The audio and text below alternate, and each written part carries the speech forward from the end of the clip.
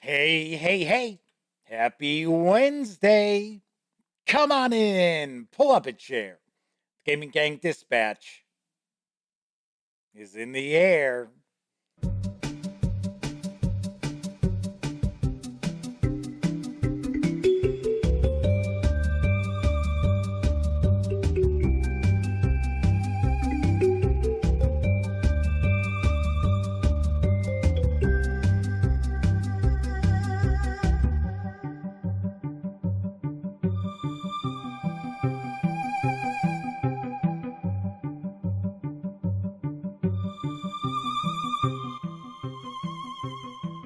Howdy, gang, and welcome once again to the Duct Tape Studios. I'm Jeff McAleer, your host, here at the Gaming Gang Dispatch, brought to you by, amazingly enough, thegaminggang.com, of which I happen to be the founder and editor-in-chief. So welcome aboard. Tonight is Wednesday, May 17th, 2023. This is live stream 920. If you're not overly familiar with this show, let me point out it's super casual. Just hanging out, talking about the latest in tabletop gaming news, and then we'll normally take a first look at a game. Sometimes I'll do some live reviews, but usually we take a first look at a game. So it's not as if we're engaged in rocket surgery by any stretch of the imagination. No, not at all. But we are going to be leaping into the future tonight because Cyberpunk Week continues. And I will be diving on into Cyberpunk RED Tales of the Red Street Stories from our Talsorian Games. This is a collection of adventures. And then as a bonus, we're going to take a peek at the data pack, which I do believe has some additional tables for the Game Master. It's got some one-page adventures. So kind of interesting. So we're going to take a peek at this as well. So I should mention, if you are watching live and you're tuning in because you want to check out Tales of the Red Street Stories, we do tackle the tabletop gaming news around here first. So stay tuned. It's okay. Put your feet up, relax, enjoy yourself. We will probably get to our first look maybe in about 40 minutes. It's just my guess. Sometimes it's a little bit longer than that, as it was last night, but we will get to it and we will dive on in. Now, of course, if you're watching this 30 minutes or more after the stream has ended, well, then you can jump right past tabletop gaming news if you need to, if you're that impatient. There are timestamps. They are located in the show notes, so you can jump right ahead. And depending on the device you might be watching on, I guess I should say, you may find those timestamps right there in the timeline of the video. So I should also mention, when you're not watching videos here on the Gaming Gang channel, be sure to visit thegaminggang.com for all latest in tabletop gaming news, reviews, and a whole lot more that you will not find here on the YouTube channel. You know the drill. Get your geek on at thegaminggang.com. Lastly, this is a live stream, so that means there is chat available. It's not on screen. It's one of the ways I keep some of the more unusual commenters at bay. And you must be a subscriber to the channel for at least 48 hours to take part in chat. Yet another way that I keep some of the more unusual commenters at bay. But if you want to say howdy, maybe you've got a question, a comment, maybe there's something about Tales of the Red Street Stories you want a closer look at, by all means, chime in. I will do my best to respond. First out the gate tonight is the Motor City Madman in chat. He also happens to be one of our chat moderators. Mark Dandy is here, as is Roger Perdome, Viper Dave, Kathy Evans, Tasty Trekkie, and Kevin R. Smith. So we have got chat off and running. Tessie Trekkie's asking, we all good, Choombas? Isn't it okay to say chooms? Isn't chooms also some of the slang that's in Cyberpunk Red? I could have thought it. I could have swore it was. I could have thought it was. Yeah, okay, Jeff. The mind is breaking down already, and we're 5 minutes into the show.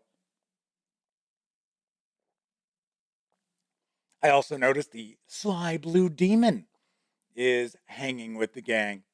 So let's jump right on into the news, because arriving in June from a company I'm not familiar with, Gap Closer Games, although to be honest, I think I did share a news piece about their other game a while back.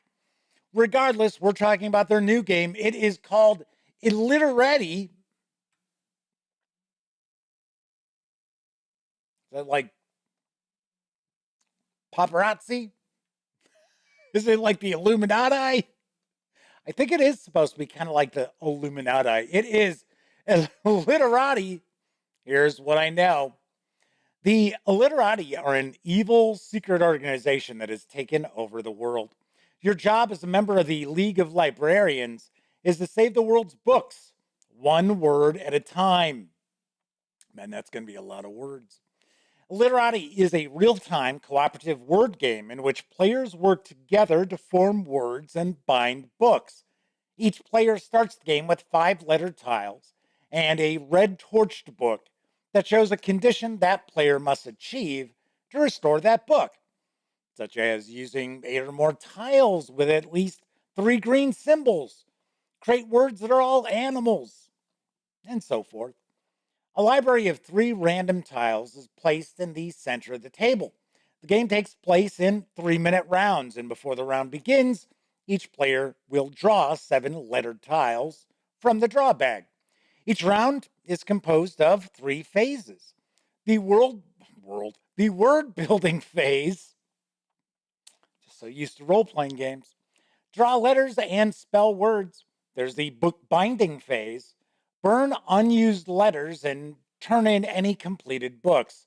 And then there's the Illiterati attack phase, where you're going to draw an Illiterati villain card and resolve its effects. To win, each of the players must first bind their own books. Then all players must coordinate their efforts by tackling one epic book together, called the final chapter.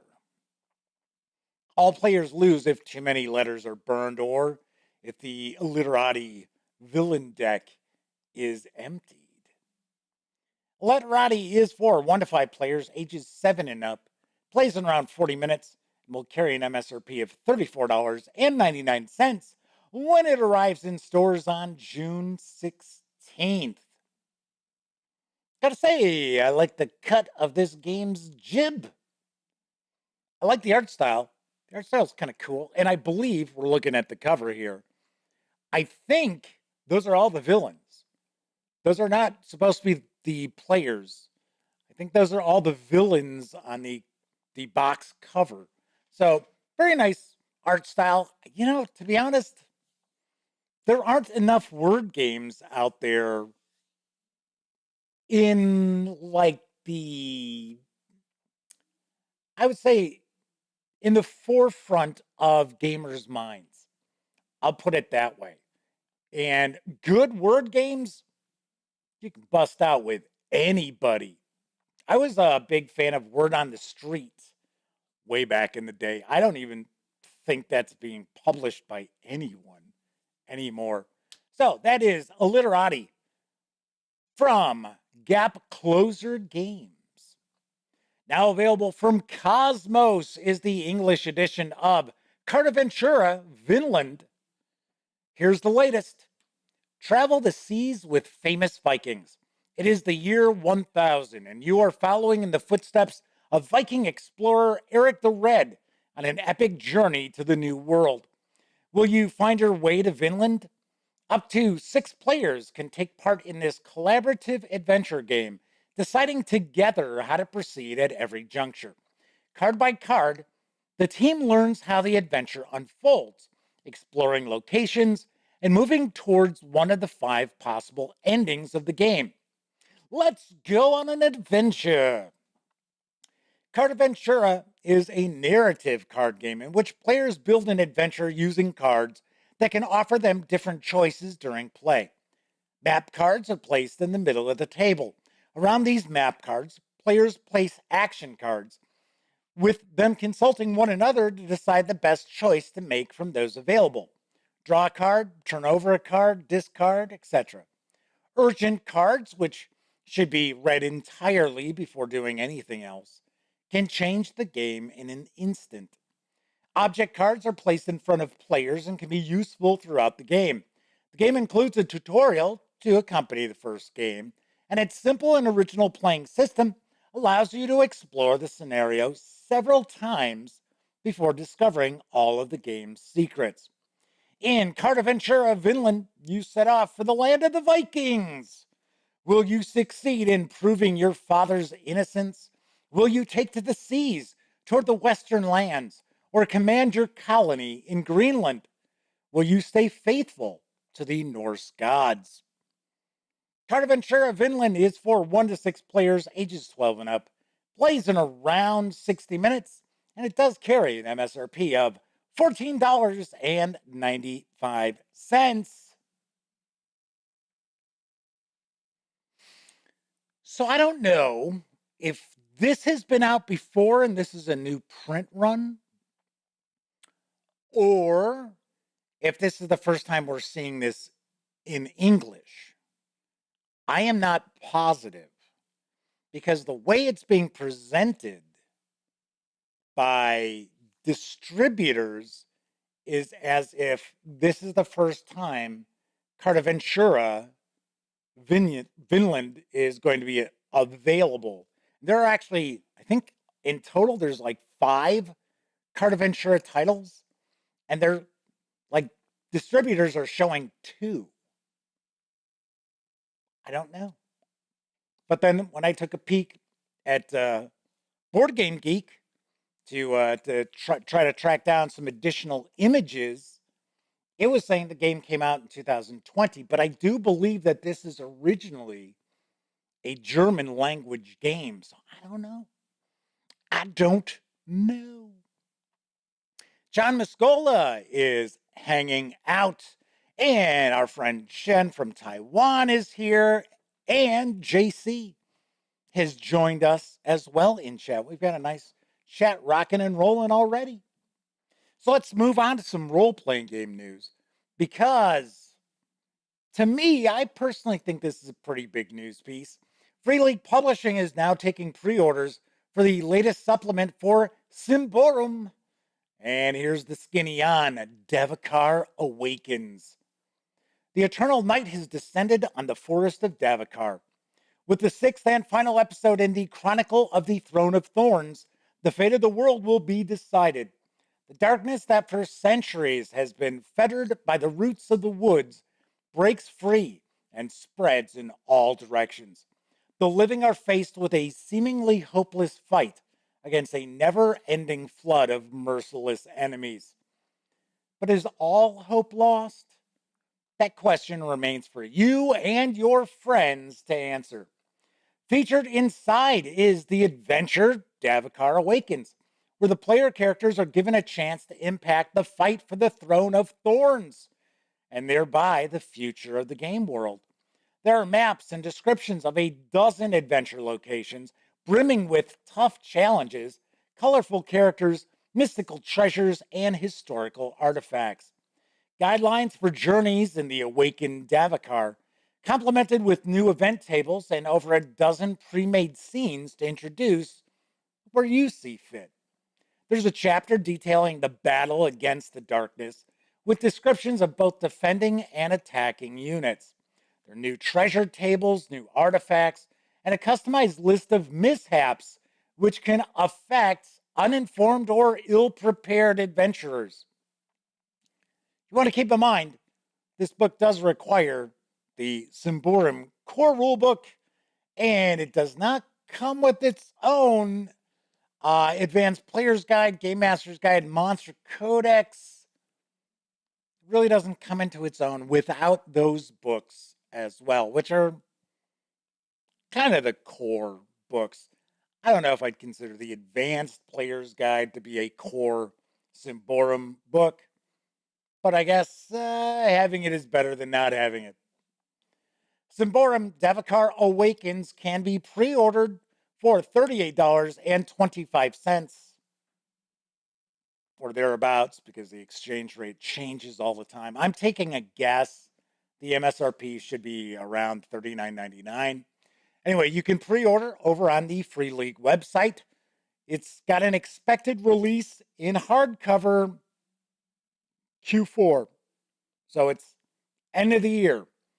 But if you do place your pre-order, you will receive the beta PDF rather quickly. And I do notice in chat, Testy Trekkie said, yes, they already got the pre-order PDF and devoured it last night.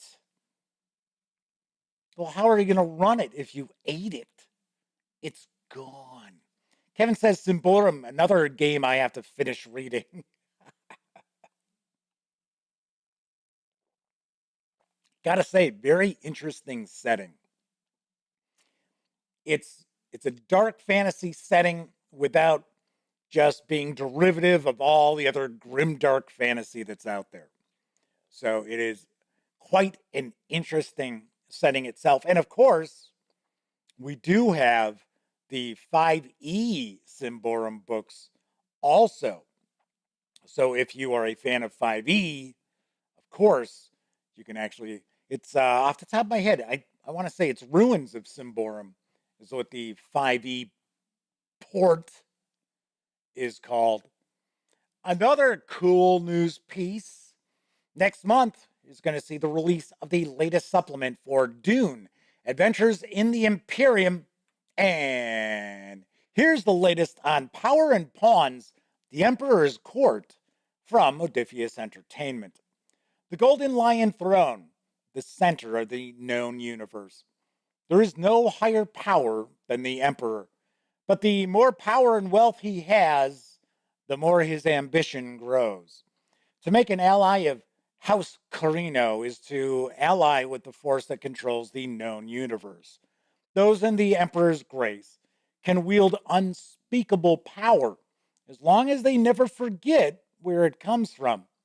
And beyond Caitlin, beyond Arrakis, beyond your house, lie countless other orders and factions, each with their own agenda and specialist skills.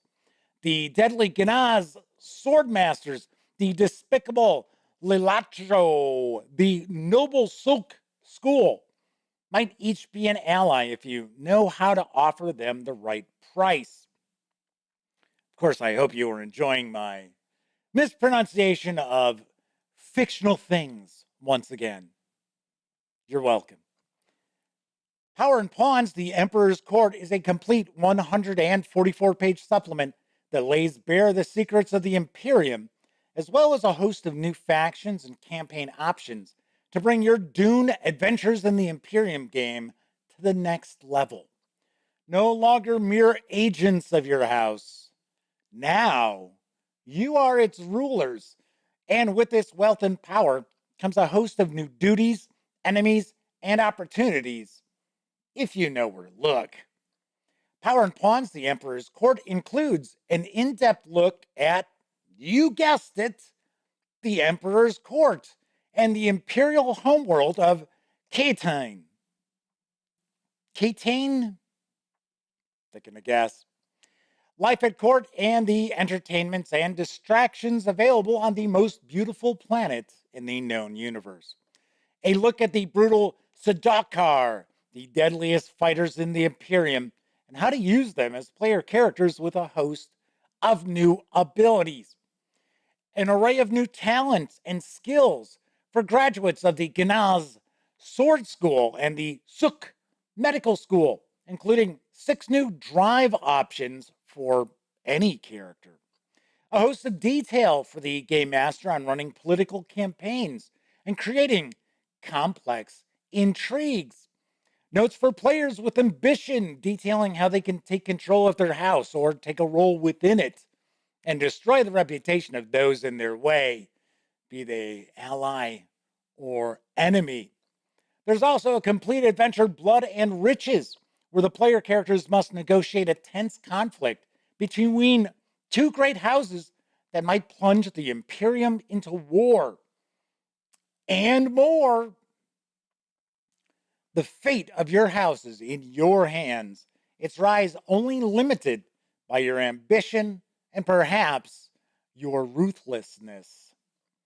The 144-page Power and Pawns, The Emperor's Court 4 Dune Adventures in the Imperium is going to carry an MSRP of $48 in hardcover when it arrives next month. And of course, I would take a guess the PDF will be available at DriveThruRPG for about $24. I took a peek to see if it was out in PDF already, because a lot of times we do see, even with Modiphius Entertainment, they'll release the PDF before the print edition comes out. But this is not. So Kevin says, don't worry too much about pronunciations, Jeff. Frank Herbert didn't believe in official pronunciations. This was discussed when people debated whether the movie was saying Harkonnen correctly. That's how I've always heard it. But then I go way back to David Lynch's Dune. So I think that's where I got the pronunciation that I always use. And just like the Fremen, I know there are people out there who say Freeman. I mean, that's a possibility. Yeah, I didn't write the books. I don't know. I don't know nothing. Deja Vu is with us. Welcome aboard. Let's move on to the final news piece, because the second edition of Call of Cthulhu Nameless Horrors is now in stores this week. Here's a scoop from Chaosium Inc. The denizens of Nameless Horrors are unlike anything you've encountered before. Each is truly of the Cthulhu mythos, but they come from realms unknown and will keep even the most seasoned investigators on their toes. Nameless Horrors contains 6 scenarios for Call of Cthulhu, each taking place in a different setting and time period. Perfect for one-shot games and for kicking off a new and unique campaign. Those 6 adventures include an Amaranthine Desire, which takes place in 1895 in the doomed seaport of Dunwich, England.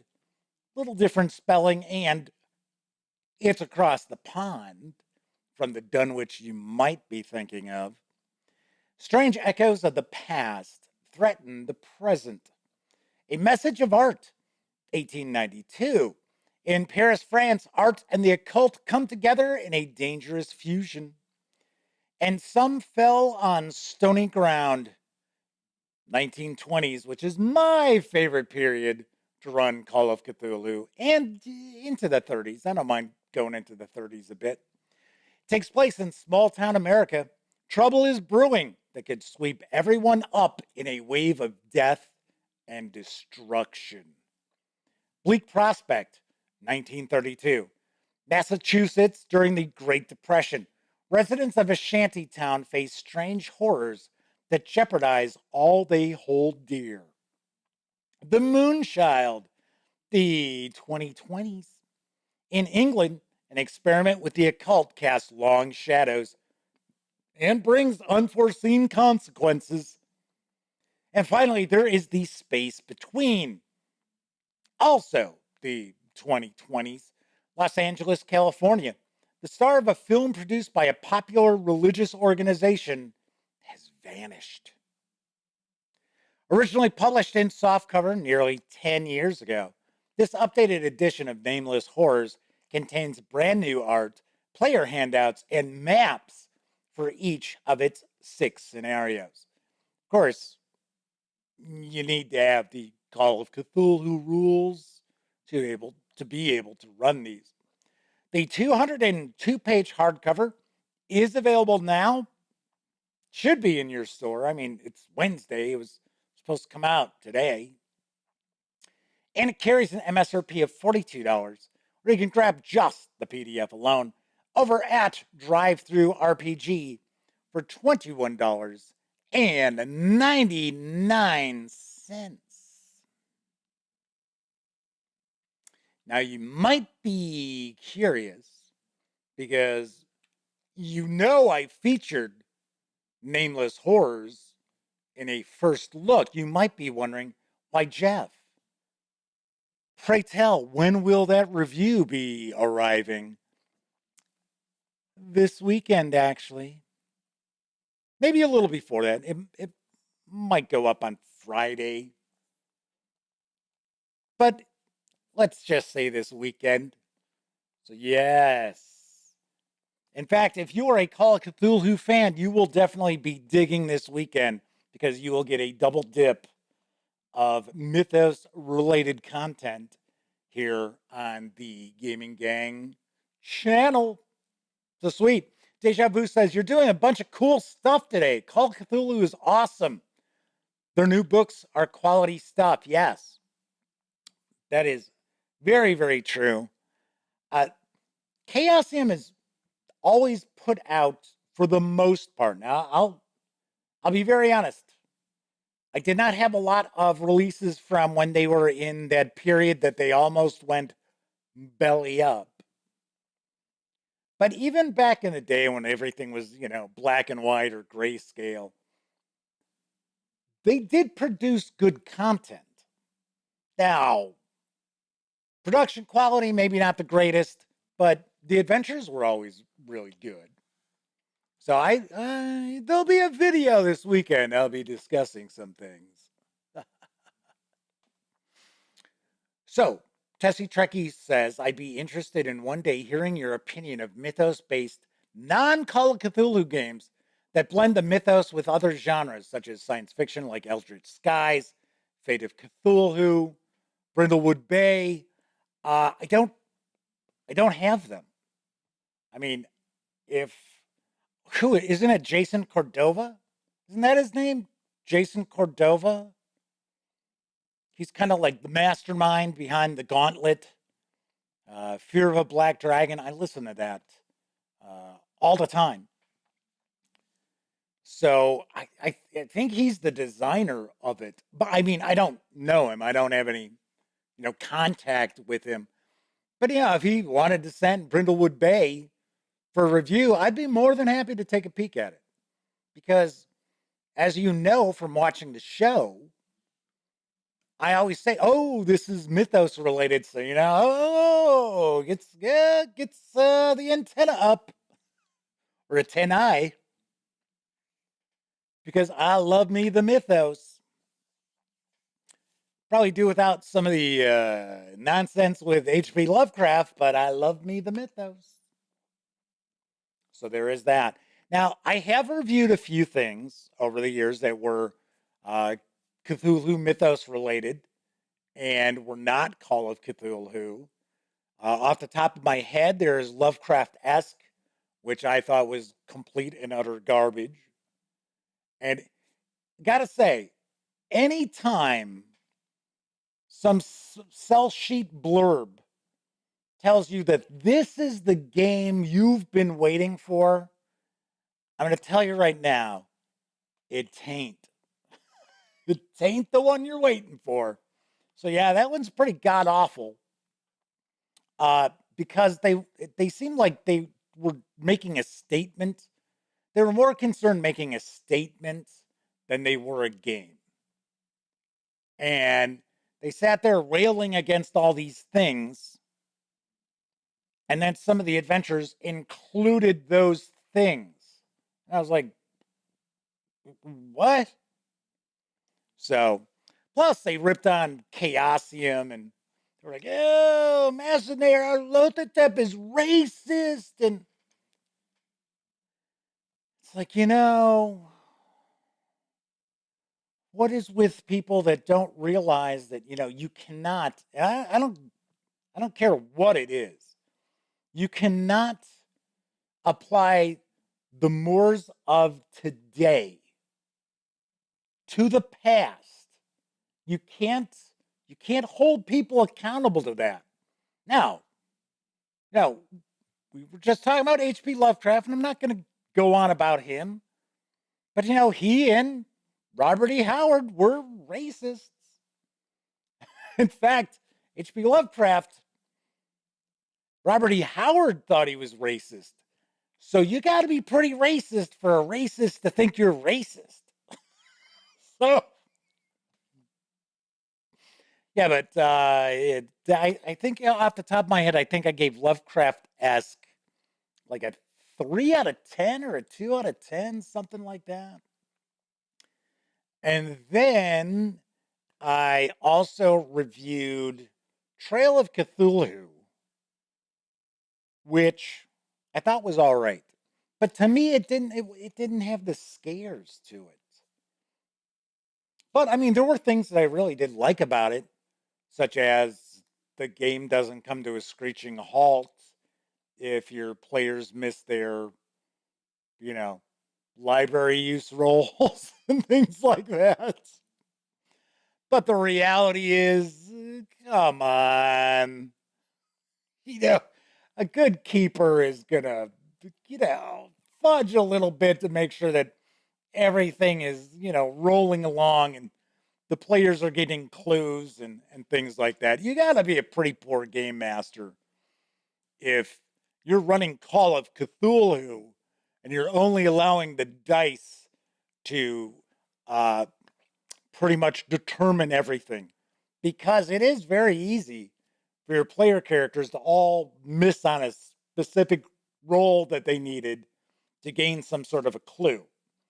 And I am one of these people, I despise role playing game adventures where the players are tasked with, they need to find something out. It's, okay, so you got to roll against this skill or attribute or whatever. And then if they fail, they're going to get that tidbit of information anyway from somebody else. It's like, what? It's like, no. Tessie Trekkie says, I still think my best Call of Cthulhu style game was running Shadows over Innsmouth with all the characters as Muppets. Muffets? I started saying muffins. Yes, that delicious blueberry muffin in Innsmouth. There's that BBC Four series. Check it. It's on the Gaming Gang. I shared it for Halloween. I think I've shared it twice for Halloween, and it is Shadows over Innsmouth. And I think I want to say that the narrator's name is Richard Coyle. He's a British actor.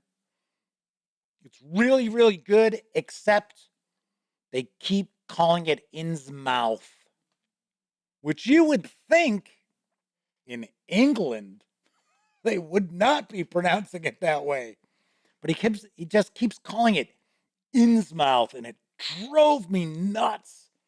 There's also At the Mountains of Madness that he narrates, also available over on the Gaming Gang.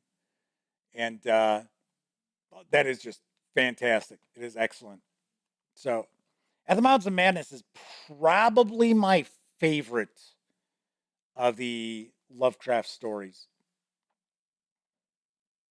for the most part. Because I think that the payoff is probably the most terrifying out of anything. If you've read At the Mountains of Madness, what the gist of it is, pretty scary stuff. Although I do like the Whisper in Darkness. I think that's an excellent. I'm a Mego fan too. So Miss Muffet. Deja Vu says Eldritch horrors make great muffins. 5 out of 5. We'll try it again. John Muscola says, come to the great old ones. We have muffins.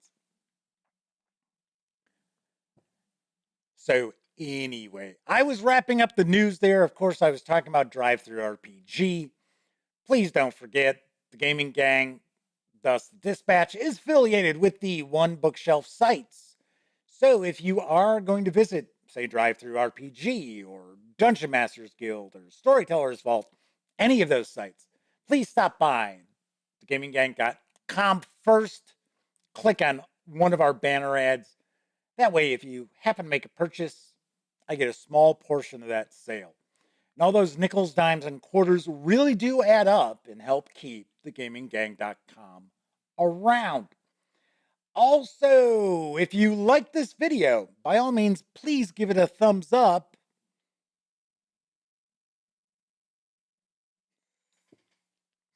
If you like this video, if you dig the channel, if you feel thegaminggang.com is a valuable resource, hell, if you just like what we do, you can always stop by paypal.me/thegaminggang and making a small donation.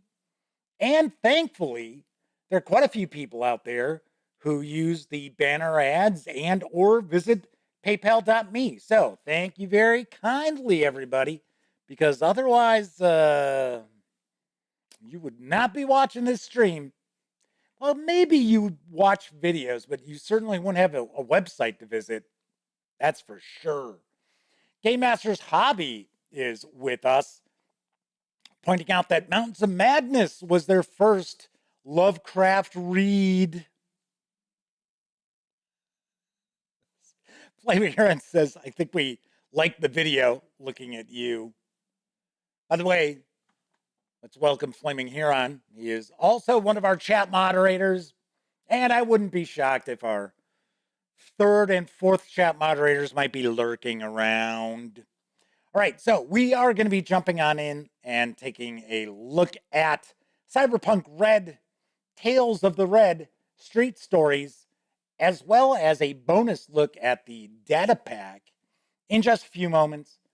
But did want to mention a couple of things before we jump on in. Now, one of the things I was going to mention is if you're hanging out in chat, if you tend to watch the show and you watch live and you hang out in chat and you partake in chat and you ask me a question or you make a comment or something like that, sometimes I don't see these. So I apologize if anyone out there hangs out in chat and you feel that, damn it, why doesn't Jeff ever like acknowledge what I'm trying to say or ask or anything like that? It is certainly not intentional whatsoever. So want to make sure everybody knows that. Because like last night, I'm trying to think, I think it may have been the Madman who had commented about the Game Master screen that I was showing you last night that I had put together for my gang. And I seem to recall, like I said, I think it was the Madman who said, oh yeah, I picked that up too. Because this was the science fiction one. It's on Amazon. And this was like $9.99 or $10.99. And then the one that was that had inserts for, I think it's supposed to have inserts for 5e and Pathfinder. And I would probably take a stab at its first edition Pathfinder. That was like $17 or $18.99. And I thought, wait a second, it's the same thing, just a different color. So I apologize, Madman, because you were saying, hey, you know what? I've got that same one. And it just kind of zipped on past in chat. I saw it. And then, of course, So once again, certainly apologize to anybody out there if you ever feel that I'm ignoring you in chat. I certainly am not. Other thing is, if you follow me on Twitter, I had tweeted out today that, and I've said this before, this was not the first time, that if you're a game publisher and you're launching a Kickstarter and you've hired on the usual suspects to provide their reviews, please do not contact me asking me to post a news piece or include that Kickstarter on this show. Plain and simple. And then I tossed a poll out there, both on Twitter and there's one here on YouTube, asking if you have ever seen or if you've ever backed a Kickstarter where the determining factor was a review you saw for that Kickstarter, and then you got it, and it turned out it was far less than advertised as far as, how good it was. Because, we have some usual suspects that every time you see them on a Kickstarter, it's like, this is the greatest XYZ game I have ever played. This is the greatest deck building game I've ever played until I get paid to do another Kickstarter video for a deck building game. Then that will be the greatest deck building game I've ever played.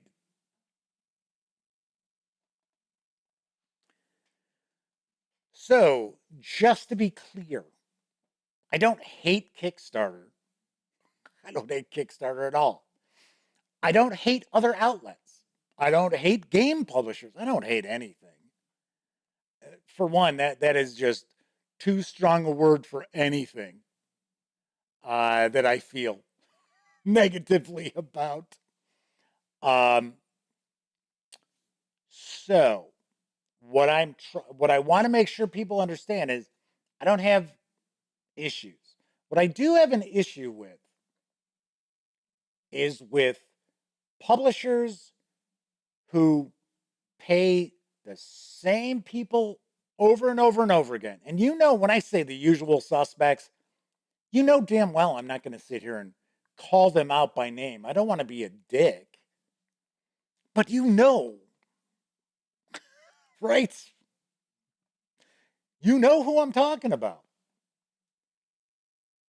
And it's not the Dice Tower, so don't start thinking it's the Dice Tower, because for some reason, anytime I say anything negative about like tabletop gaming media, everybody assumes I'm talking about the Dice Tower, and I'm not. Although, to be honest, they are on a lot of Kickstarters, but still. What bugs me is that these publishers just hire the same exact people who then tell you the same exact stuff. And think about it.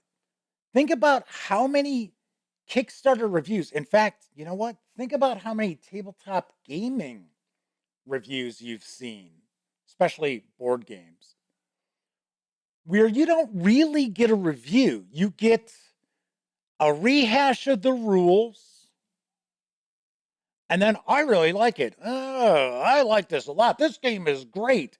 Here, let me tell you the rules to the game. That should tell you something. So we see the same people doing the Kickstarter nonsense. And then you have other publishers see how, oh, well, every Kickstarter I've ever looked at has ABC Outlet on there. Well, we got to get ABC Outlet on board. And it's like you just see the same usual suspects, as I refer to them, over and over and over again. And the vast majority of them are not reviewing anything. They are not honestly telling you anything because they're getting paid. So when somebody gets paid to share a review, that is normally a conflict of interest. I know there are people out there who are like, oh, well, if you got that review copy for free, you feel obligation to that company. Yes, I do.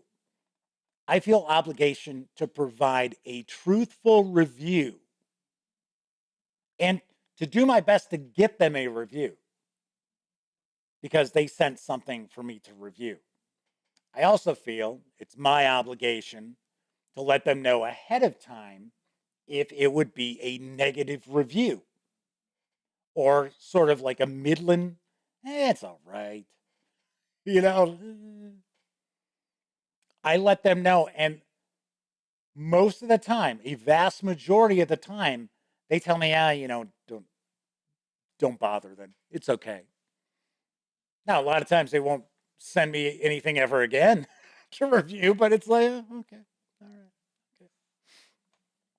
Flaming Heron says they've been happy with the Kickstarters they've backed of late, and I didn't put them onto them at all. Yeah, because I don't cover a lot of Kickstarters. I like, for an example, there's a new the new, what is it, Tales of the Valiant from Cobalt Press. That's going to be their orc role-playing game. Wolfgang Bauer and I are going back and forth because I'm going to do an interview with him through Skype. And, I'll share coverage of that. I mean, a lot of times if I run across a Kickstarter that looks really interesting and it's not overloaded with those same people, I'll share it. Like I said, I've got nothing against Kickstarter. I've got nothing against other outlets. It's just, it bugs me that you're seeing people who aren't okay. So let me point out one of the reasons why I am moving further and further away from reviewing board games is because every time you turn around, there's someone new popping up reviewing board games. And that's fine. Problem is, many of these people think they're going to make a bunch of money doing it. And that's why they're getting into gaming journalism, I guess we'll say. A lot of them think, "Oh yeah, I can make money. I can charge people for the Kickstarter reviews. I can do." And it's really a problem. So that's why you see me moving more and more to role-playing games. Cuz it's like, you know what? I don't have to worry about that, and I have quite a bit of expertise when it comes to role-playing games too, so anyway, so I just wanted to throw that out there because I've had people thinking, "Oh, you hate Kickstarter. Oh, you hate such and such outlet." If I hated an outlet, I sure as hell would tell you who it was. Because I think by now you know I'm pretty straight up with you. So, I mean, if it was, "Oh, I hate that bad," I would tell you. All right. Anyway, um, Flaming Heron said people paying nobodies for reviews anyhow. I'm not sure what Flaming Heron meant by that. Uh, what what I was saying is there are a lot of people coming in to like shoot videos and things like that for board games who think they're going to make all this money. And all that matters to them is how everything is monetized. I'll give you a great example, then we'll wrap up because we're going to jump into the book because I don't want it to be another hour again before I get into the first look. Dicebreaker. Take a look at Dicebreaker. Uh, Came out of nowhere and they had like what, 60, 80,000 YouTube subscribers. And they're owned by the same parent company that owns Rock Paper Shotgun, who does reviews of PC games. And all Dicebreaker was set up to do was to make money. It was set up to make money. There was money behind it when it came out. If you take a look at Rock Paper Shotgun, they've got a lot of stuff behind paywalls now. I don't really visit Dicebreaker anyway So I don't know if they've got a bunch of stuff behind paywall too, but they had money behind them, and they did not organically get all of those subscribers in just a handful of days. No way. Did not happen. So, and once again, to me, that is bad for the hobby. That is bad for that. Now, I'm not saying, oh, these people who work for Dicebreaker as reviewers, oh, they're bad actors. I'm not saying that. But the reason I got into this with my best friend, Elliot Miller, is because we love games. That's why he's always trying to get back on board, because he loves games. Just, his responsibilities and things in real life prevent him from really coming back on board the gaming gang. But that's why we did it. We didn't do it because we're like, oh, hey. And I've told the story before. Elliot listened to the Dice Tower and he said, hey, you should check out this podcast I listened to. These guys are pretty good. I want to say that was back, I think Sam was on the show with Tom. And I listened to it. I was like, yeah, this is all right. And I thought to myself, like everybody always thinks, we could do better than this. We could be better, because we had been friends for our entire lives.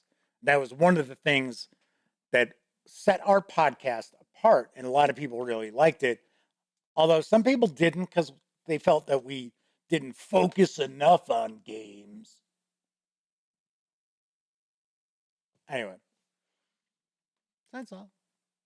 So Madman says, providing glowing reviews for bad games doesn't make the industry better. It does the exact opposite. Yeah, because then you get publishers who come out and they're like, something else we see a lot of. It's like, oh, this game we've thrown together, it's probably shit.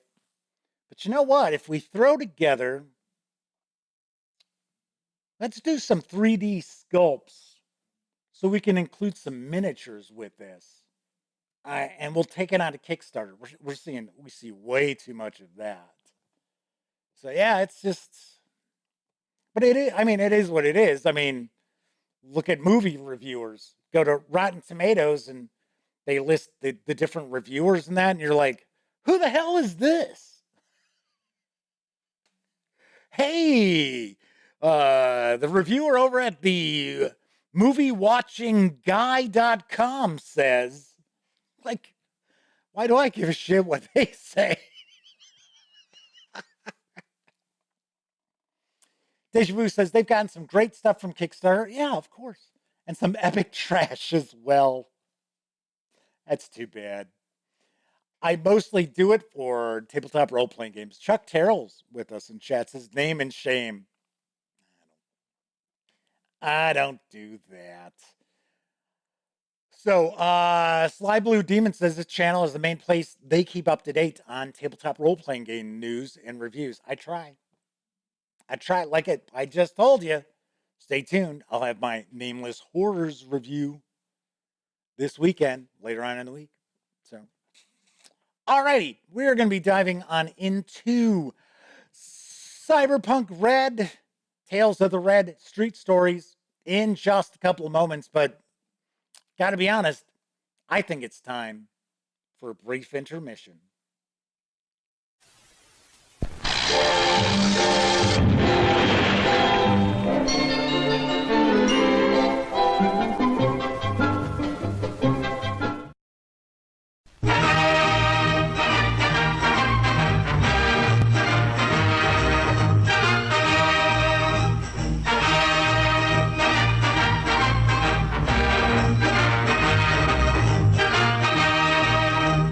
Everybody loves pizza, the worldwide taste treat. And no one makes more delicious pizza than you'll get at our snack bar. Pizza, please. It's freshly baked to your order, served crisp and piping hot, skillfully prepared with a delicious combination of mozzarella, provolone, and Romano cheeses. In our full individual size, with our deluxe sauce that's lip-smacking good. Yes, everybody loves pizza. Join the crowd headed for the snack bar, where everybody orders that delicious, wholesome, taste-tempting pizza.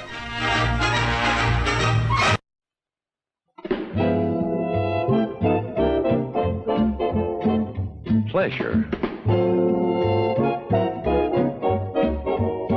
Pleasure. Man-sized pleasure. Yours in premium quality Falstaff beer. Taste to satisfy your man-sized thirst, light enough to leave room for more. Falstaff's always brewed with extra care for the finest beer possible, even to cascading every brew over the Falstaff chilling tower, instantly icing it down to protect Falstaff's premium quality taste every step of the way, until you're ready to enjoy it. For man-sized pleasure, this is the one. Falstaff, unmistakably America's premium quality beer. Ah.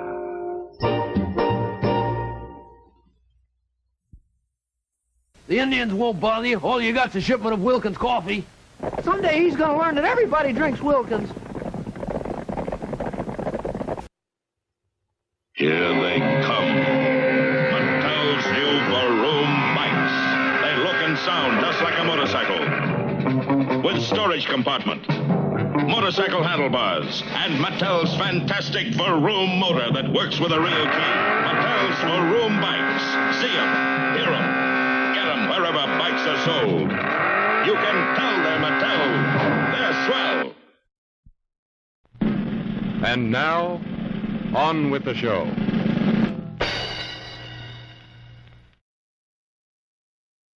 Yes, man-sized pleasure. It's like, what? Though I will say, I do recall various different commercials that have that, like, man-sized pleasure. It's like, okay, if you're looking for man-sized pleasure, drink this beer. It's like, oh, all right, guess so.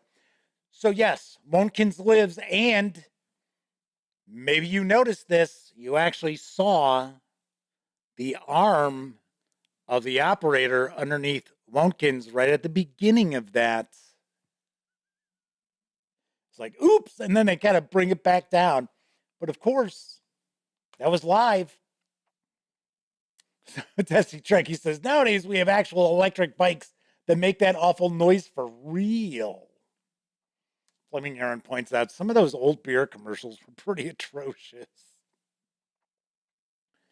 Kevin says, I'm shocked they didn't show Wilkins getting all those arrows in him.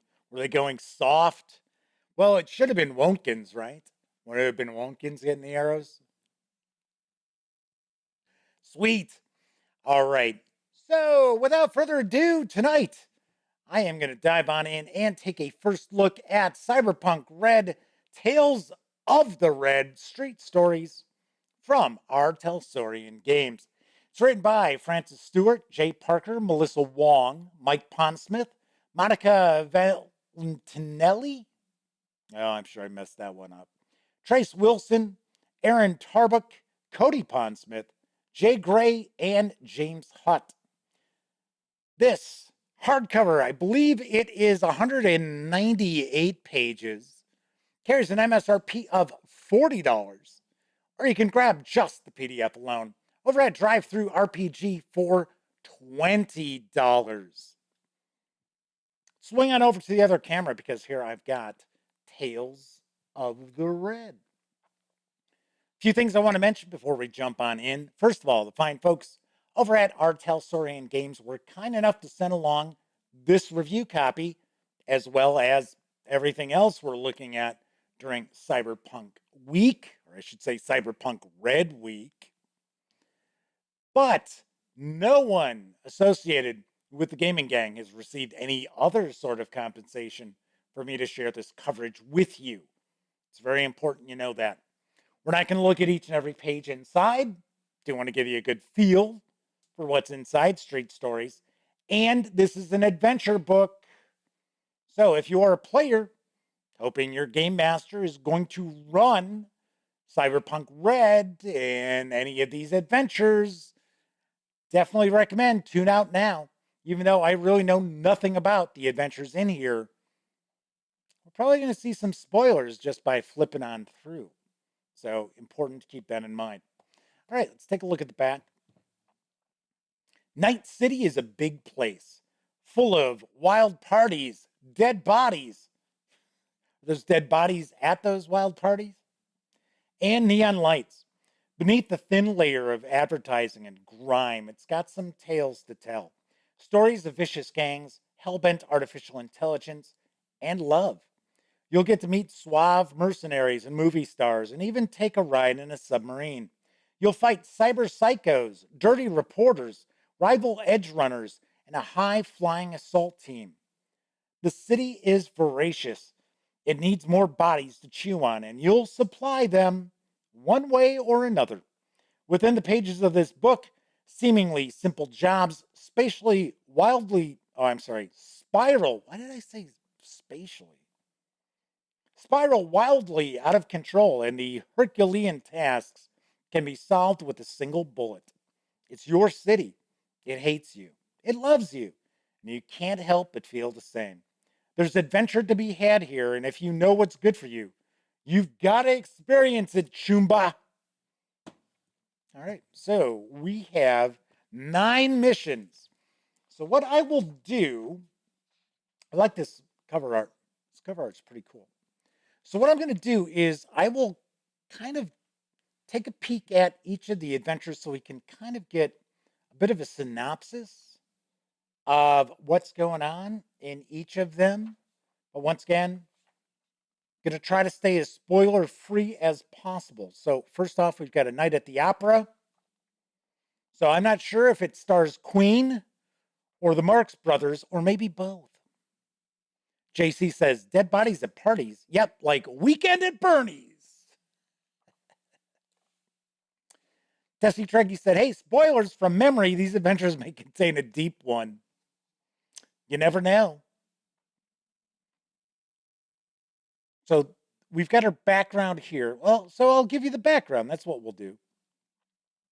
Net54 Crime Watchers string of missing persons claims Rocklin Augmentic's daughter. NCPD has reported that Lucy Reinmeyer, a 19-year-old daughter of Rocklin Augmentics, that just does not roll off the tongue. The executive engineer, George Edward Reinmeyer, has joined the growing number of missing young women in Night City. I would take a stab that there's probably a lot of missing young women in Night City. Over the last 4 weeks, 7 women have been reported missing across the university district.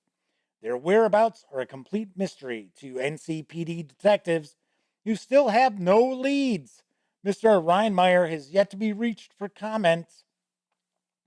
So I would take a stab in the dark. The player characters are going to be hired by the aforementioned Mr. Reinmeyer to find his daughter.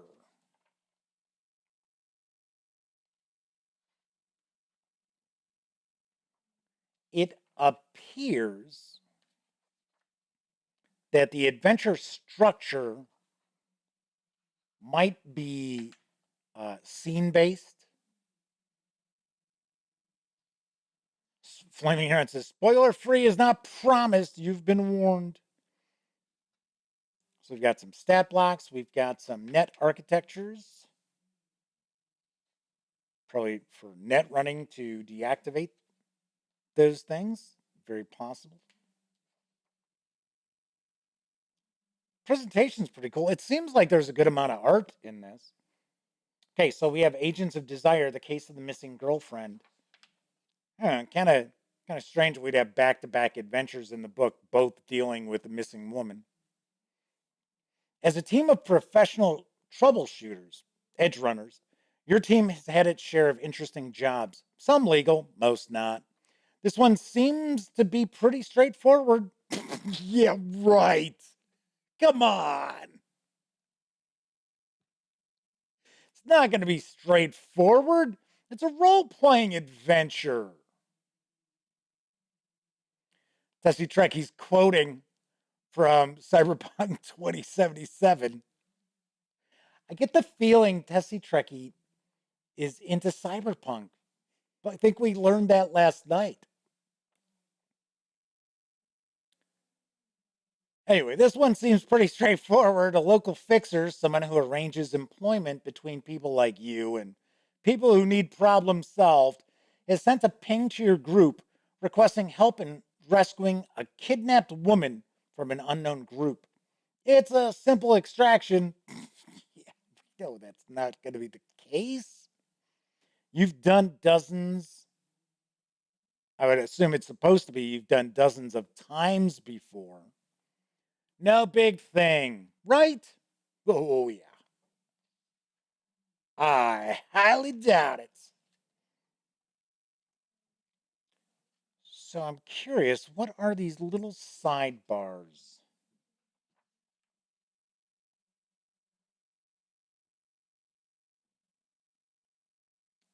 Looks like it's just, are these, maybe these are the, where we have leads.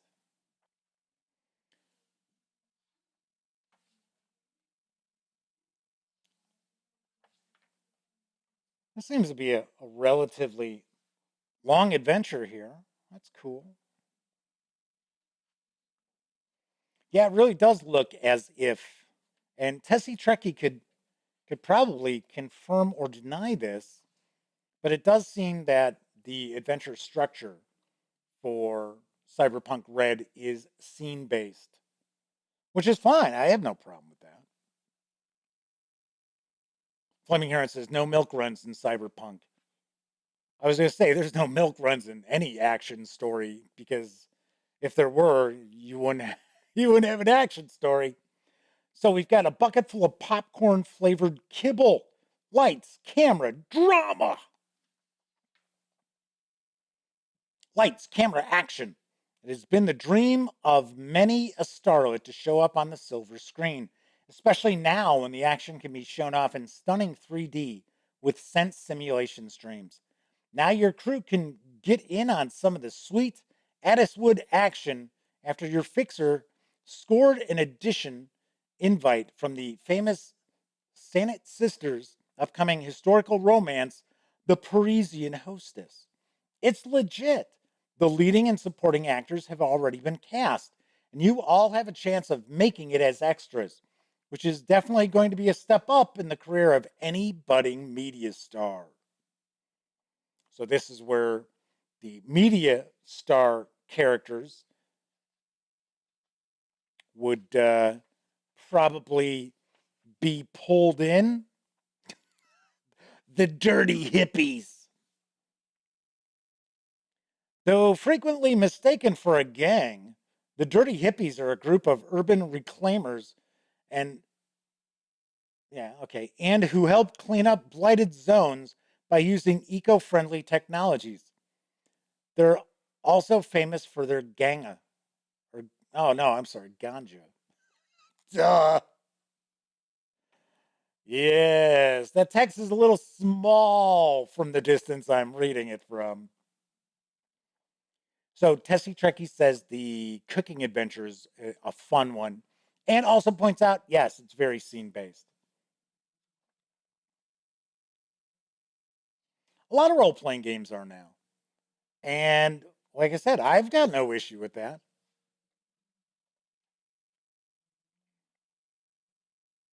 I know some people out there, they're like, that's railroading. It's to me, it's not if you have multiple scenes based upon what the characters might do. So we've got Drummer and the Whale. I think this is the first. No, I was going to. There we go. Here's the background. Seems like it's been raining for a week straight. The weather reports keep talking about the rain washing away the dirt and grime, but last night's caustic acid rain and the greasy blood rain the day before just made things dirtier. In times like these, a person needs a hobby to keep them sane. Luckily, a local fixer by the name of Rex Royale just got in touch. There's a client looking for a crew to do some easy work. We know that's not going to be the case. It's not going to be easy. Down by the bay. Sounds too good to be true, but hey, anything beats sitting on the couch and watching reruns of Hot Zone Divers and Pimp My Chrome.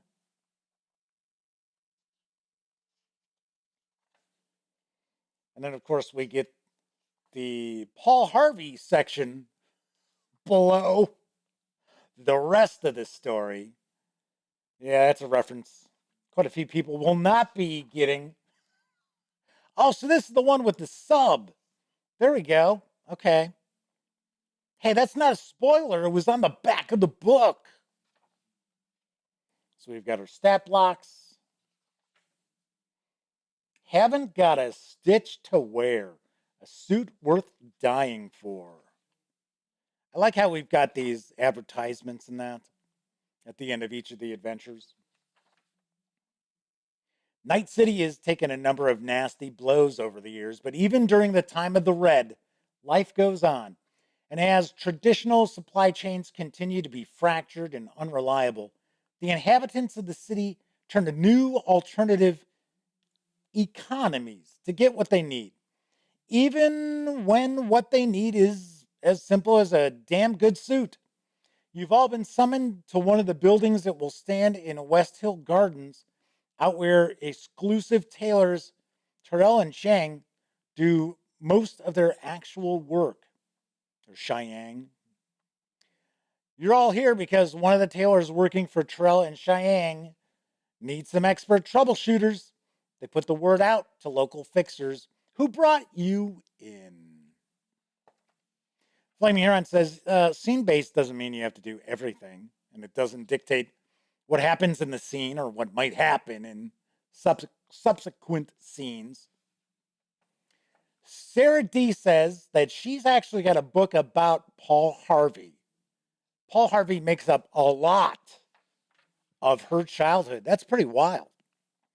I remember whenever you'd go to the dentist or you'd be sitting in some office waiting and they would have music, they'd always have like something playing in the background. Never fail. I'd always hear the Paul Harvey for the day. If you're curious about Paul Harvey, go on YouTube, do a search. There are many, many little stories in that with him. And some of he actually did some that were on videotape because he was just he was a radio guy, but a very distinct voice. So we have Reaping the Reaper. The call is coming from inside your head. The Forlorn Hope, a place where edge runners go to drown their sorrows and swap war stories. Occasionally, gangers decide to storm the bar and discover to their regret that it is well defended. Today, damage from a recent battle can still be seen in the form of bullet marks on the outer walls and faint bloodstains not yet scrubbed from the sidewalk. To most, this just adds personality to the place. You've come to the Forlorn Hope with a purpose to meet a client and get work. At the end of the day, most of the tables are empty. Oh, I'm sorry. At this time of day, most of the tables are empty. In the corner, a bald man wearing a worn old Trauma Team t-shirt impassively repairs an edge runner's broken cyber arm. Behind the bar, a pink-haired bartender sorts through inventory while chatting with a lanky, well-muscled woman who tunes her chromed-out guitar. So each of these adventures has our background, then we get the rest of the story. We get a breakdown of the setting, who our opposition is. We get a hook. And then we have our beats, which are kind of essentially our scenes here.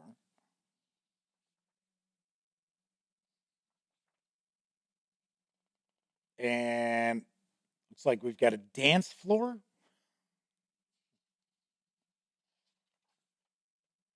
Staying vigilant. 3 crews dead. Will yours be next? It isn't every day the child of a legend calls and asks to meet. Everyone in Night City knows the name of Nomad Santiago. He was Rogue Emendir's partner back during her solo days, and with her and Silverhand during the Alaska riot of 2013. After that, he took charge of the Alden Kondoa and grew them into the leading nomad family in the American West. Hell, maybe anywhere. Santiago's kid, Trace, is no slouch either. He's a media with a track record of breaking stories the corpse would rather keep quiet. Normally, he runs with his own team, but for some reason, he wants to meet your crew at the afterlife.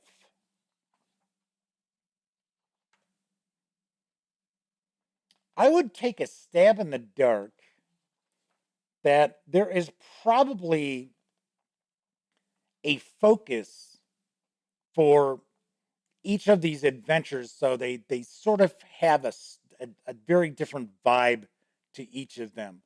I highly doubt they're all going to be played out like, oh, you get hired to do a job and something bad happens, the wheels fall off.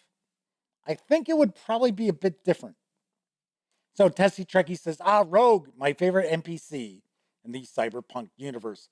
John Muscola's got to rock on out. Good to see you again, John. We'll see you next time. So this is Bathed in Red. A night of fun or a night of terror? Regret plagues your nightmares. All those shouldas, wouldas, couldas piling on thick, flat lines, forcing you awake at 2:30 a.m. Flatline. What a conveniently shitty word for murder. You prop yourself up in bed, open your mouth to scream, but nothing comes out. You throw your blankets off, trip over your roommate's laundry, and head to the bathroom. You shake one bottle after the other, hoping to find something. Cheap ass dwarfs, maybe, to chill the fuck out. Success! Wait, aspirin? Crap. Well, only one thing left to do. Find a way to burn off your guilt. There's that new hotspot all those suburban twits keep talking about. Delirium? Perfect.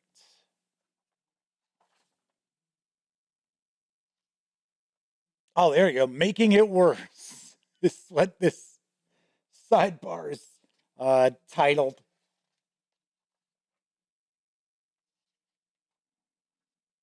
Oh, look, it's Florence Henderson.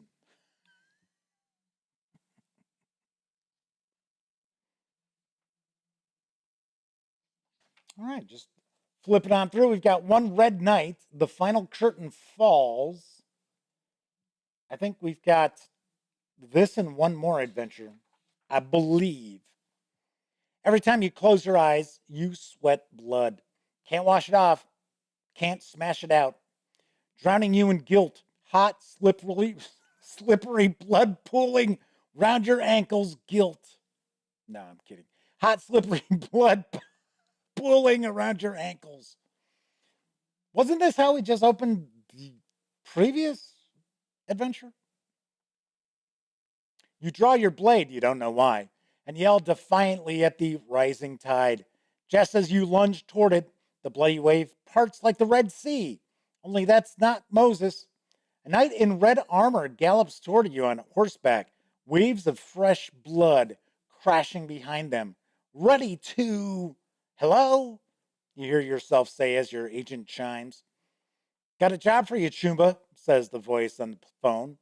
Oh, good, you think. A healthy distraction. Hit me, you say. Ready for a little night hunt? Your fixer thinks they're funny, but they weren't at that warehouse that night. You fall silent. Then, with Arctic ice in your voice, you reply, yeah, I'm ready. Aha.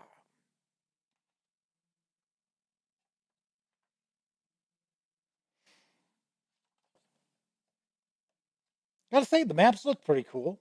Artwork throughout, pretty solid, fairly uniform. I know I've already seen a couple that were sort of like, eh. Okay, so there's our popcorn kibble.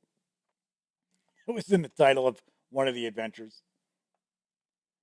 So the Madman says, waking at 2:30 sounds familiar. Ain't insomnia grand? Well, it's either a toss-up between insomnia or having to go take a pee.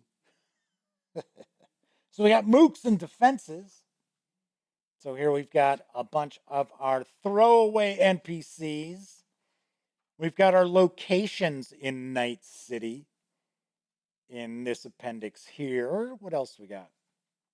We got biographies. Oh, so I think these are our important NPCs. Yeah, there's Florence Henderson. It is Layla Deckard. Wonder if she's related to Rick. All right. Cool. I got to say that so far, I'm very intrigued with Cyberpunk Red. So that is Tales from the Red. Now we're going to take a quick look inside this data pack. Now, this carries an MSRP of $20. And you can get the PDF over at DriveThruRPG for $8. I believe it's $8. Here it says, when stalking the streets of Night City, it pays to know the locals and where they're lurking. One wrong move and you could end up as bozo bait. I wonder what bozo bait would be. Probably a corpse. And when you're the GM of a Cyberpunk Red game, knowing the score is even more important. Otherwise, your Red adventure might bog down in a ton of tiny stuff that can make or break a good game. But fear not, chooms. Hey, wait a second. Didn't I say that isn't chooms one of the slang words that they use? There you go. Because we've got you covered with a fistful of tools useful for GM and player alike. The data pack. And then it tells us what's in here, which we're going to take a look at anyway and find out. So we have got some maps, it looks like. So we've got some urban locales. So we've got, these are, look like highways. And that is just rural. Well, no, I shouldn't say rural. But, yeah, so we've got street there. It's like another street. This is an intersection.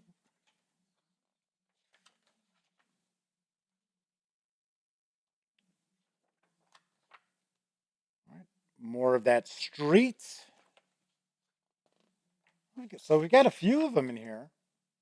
And let's be very honest, these work well for your science fiction skirmish, miniatures games. So I know they've got Cyberpunk minis. And then this looks like, is this a rooftop? No, maybe not. Kind of looked like a rooftop with HVAC units or whatever. And then a parking lot, my guess. Cool. Okay, so then we've got a pad of character sheets. There you go. Very nice. And nice thick paper here as well. So the paper stock's pretty nice on that. All right, let's take a look to see what we've got here. Now, I believe these are some short adventures. I think they call them scream sheets. So they're like one pagers, I think. Okay, so what's in this booklet? You're going to find two types of content. Up front, between pages 3 and 14, you'll discover 6 scream sheets. Okay, so they're not one pagers, but they are one shots, or of course, you can use them as part of your campaign. In the back, starting from page 17, we've added 6 20 things in Night City lists to help you populate your Cyberpunk Red campaign with people, places, and things. Oh, so nouns. We're going to populate it with nouns. Start busting out some Schoolhouse Rock. So we have our Scream sheets. That's kind of cool. So actually, it looks like, so that's 2 pages. A couple of pages. Oh, so okay, so they're about 2 pages long. So you have Hilaria 2045. And the Digital Divas Burn It Down.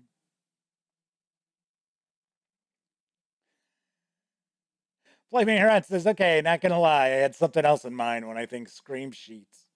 Oh yeah, horror movies, obviously. Zoinks! Okay, we've got Don't Fear the Reaper. It says, run this scenario after Digital Divas Burn It Down. Cargo Race. Snuff. So it seems like this first page is kind of almost like a handout would be for the players, because it's the news page, and then on the back here we've got player information, game master notes. Oh, this one's a little bit longer. This one's 3 pages, 4 pages. Yeah. And then here's our 20 things in Night City.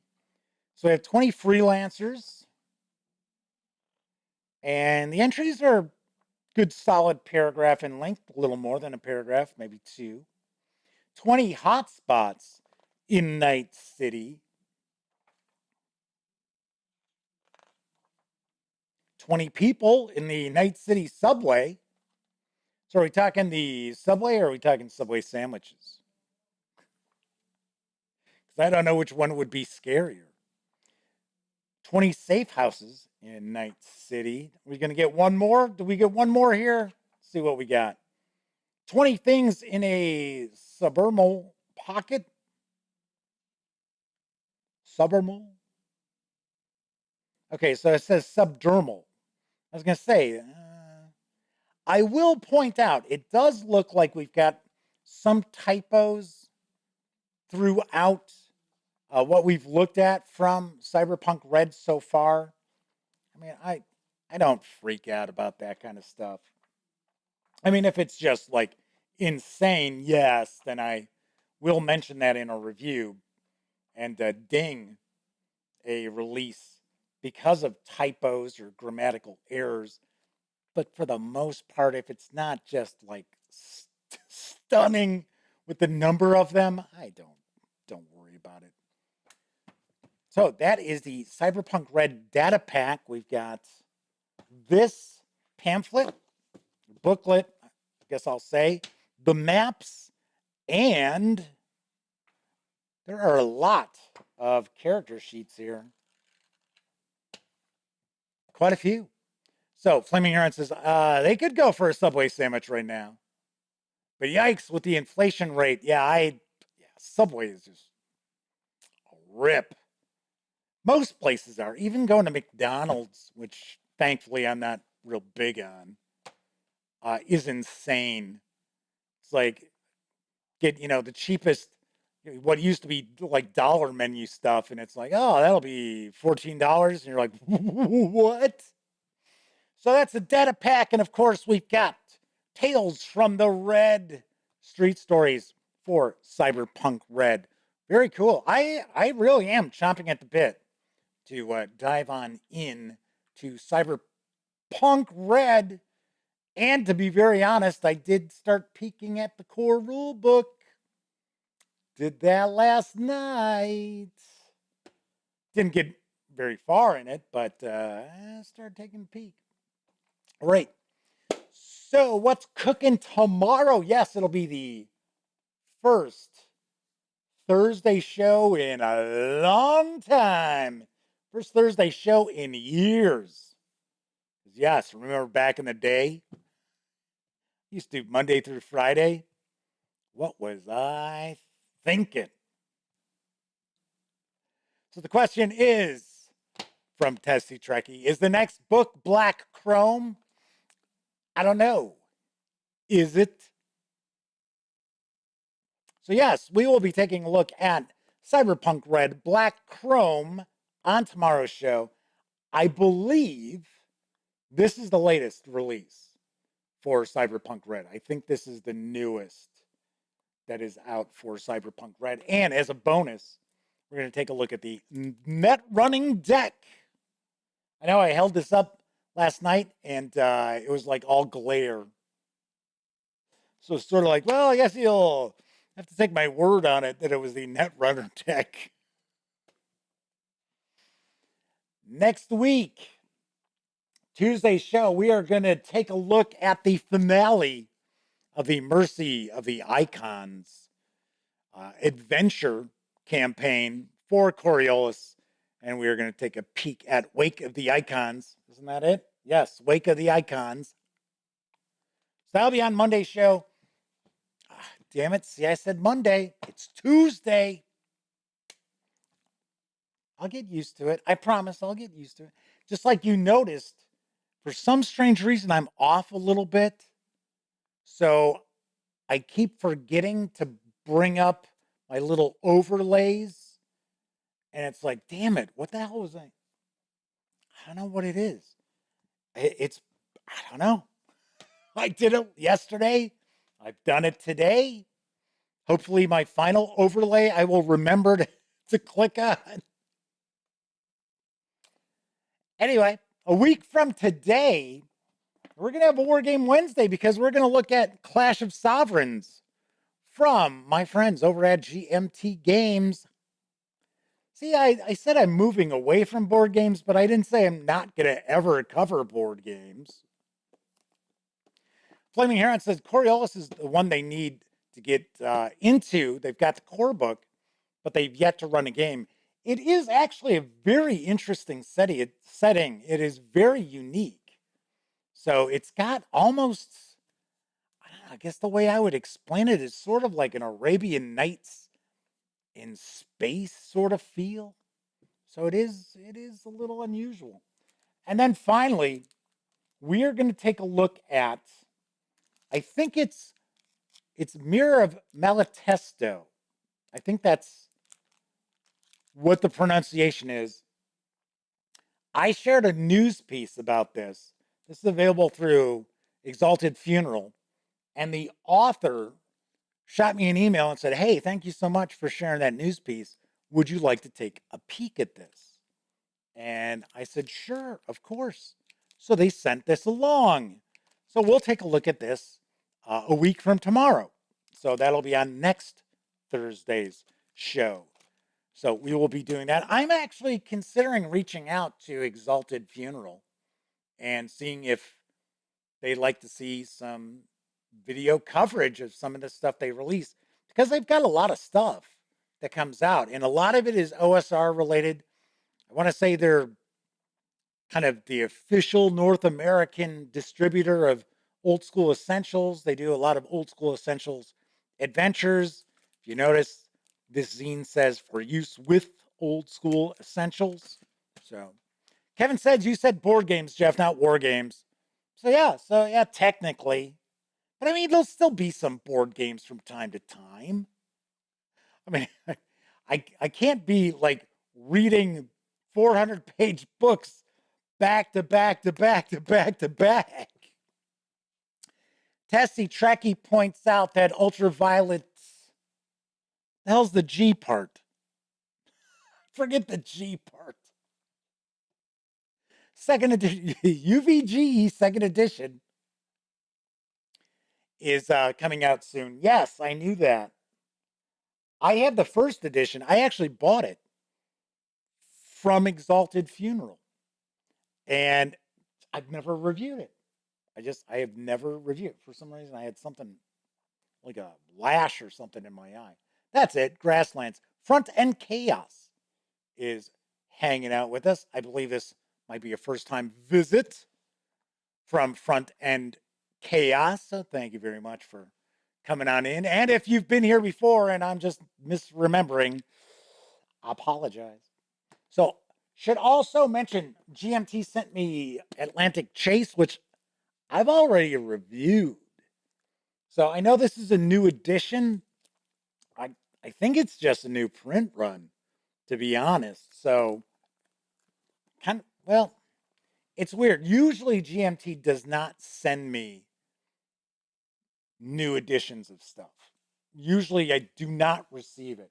I thought for sure we were going to see like the British way when I received this package today and opened it up. I was like, oh, it's GMT. How much you want to bet the British way is in there? And I'm glad I didn't bet because I would have lost. But ancient civilizations of, let's flip that over this way, of the Middle East arrived. We really like the other ancient civilizations of the, is it the Inner Sea? I think it is. I think it is ancient civilizations of the Inner Sea. Really, really cool. And it's card driven. I'm a fan of ancient stuff. And I listen to history audiobooks a lot. And quite a bit of it is like ancient history. But I was going to say it's a really cool card driven game. And it's like kind of like a Civ game. And you don't have to have it where like, oh, everybody's got to battle everybody and things like that. There are a lot of different options to it. So you can actually play it where you're just each player is focusing on making their civilization as great as possible and not difficult to learn how to play. Handles a bunch of players. If I remember right, I think it's like 6 to 8. So Flaming Heron says, I was about to say those ancient civs in the southern hemisphere. Nero's Fiddle swung on in. Good to see you once again. Says, oh, GMT Games, they make good stuff. They make great stuff. Good stuff. Ha! I was going to say, I think I could count on one hand the games from GMT that I have not given an 8 or higher as far as reviews. So GMT Games, usually really stellar stuff. But once again, week from today, we're taking a peek at this. And this doesn't look overly complex either. Let's take a look. Well, okay, it's saying complexity 6, which we know would have, I usually say, it's a little higher than what GMT says. All right, so Flaming Heron says, because it was upside down, that's why they were saying it was a southern hemisphere. Everybody's a wiseacre. All righty. So that is it for this time out. If you like the video, please give it a quick thumbs up. Subscribe to the channel if you haven't already. And if you do subscribe, don't forget, click on that bell. Because not only will it inform you, well, it should inform you. Don't know if it always does. But it'll inform you when the Gaming Gang Dispatch airs Tuesday, Wednesday, and Thursday nights right here on YouTube at 7 p.m. Central. It'll also let you know when I upload other videos, such as my upcoming review of Call of Cthulhu, Nameless Horrors. Once again, like I said, this weekend, maybe Friday, but certainly this weekend. And yes, I did actually get my last overlay, which is the little subscribe thing. I actually remembered. So 1 out of 3 tonight. Hopefully tomorrow it'll be all 3. So if you were watching live, thank you very much. Always appreciate that. If you were watching live and took part in chat, big tip of the cap to you. Because you're not only keeping me company, but you're keeping each other company while I sit here and just ramble on about, I don't know, nonsense half the time. Or just, keep babbling on about whatever. So that helps out. But of course, I know a lot of you out there, you don't have an opportunity to watch live. Doesn't matter if you're watching live or on Memorex. I appreciate each and every one of you taking time out of your busy lives to watch any of the videos here on the Gaming Gang channel. So enjoy the rest of your morning, afternoon, evening, whatever time of day it might happen to be in your neck of the woods. I'll be back tomorrow, and here's hoping each and every one of you gets to enjoy plenty of great gaming with your gang.